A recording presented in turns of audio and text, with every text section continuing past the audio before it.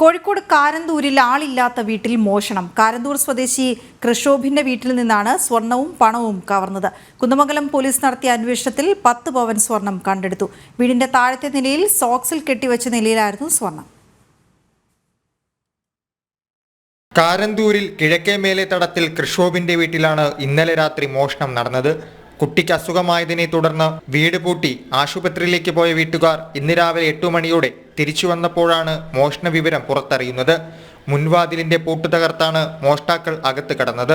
ഞാൻ ഗേറ്റ് പൂട്ടി, വാതിലൊക്കെ പൂട്ടി, ഗേറ്റൊക്കെ പൂട്ടി ഇവിടുന്ന് പോയതാണ് എന്റെ വീട്ടിലേക്ക്. അപ്പൊ ഇന്ന് രാവിലെ വേലക്കാരി വന്നപ്പോ അവർക്ക് വീട് വൃത്തിയാക്കാൻ വേണ്ടി തുറക്കാൻ വേണ്ടി വന്നപ്പോ ഒരു 7:30 ആകുമ്പോ ഞാൻ വന്ന് നോക്കുമ്പോ ഗേറ്റും തുറന്നെടുത്തുണ്ട്, വാതിലും ഒക്കെ ലോക്കൊക്കെ പൊളിച്ച് കിടക്കുന്നുണ്ട്. അപ്പൊ അകത്ത് കയറിയപ്പോ അളുമാരിയൊക്കെ എല്ലാം വാരി വലിച്ചിട്ടിരിക്കുന്ന, മുകളിലും താഴെയൊക്കെ ഉള്ള എല്ലാ സാധനങ്ങളും വാരി വലിച്ചിട്ടിരിക്കുന്ന, അവിടെയുള്ള സ്വർണ്ണമൊക്കെ പോയിട്ടുണ്ട്. വീട്ടുകാർ വിവരമറിയിച്ചതിനെ തുടർന്ന് സ്ഥലത്തെത്തിയ കുന്ദമംഗലം പോലീസ് നടത്തിയ പരിശോധനയിലാണ് 10 പവൻ സ്വർണം കണ്ടെത്തിയത്. മുകൾ നിലയിൽ സൂക്ഷിച്ച സ്വർണമാണ് മോഷണം പോയത്.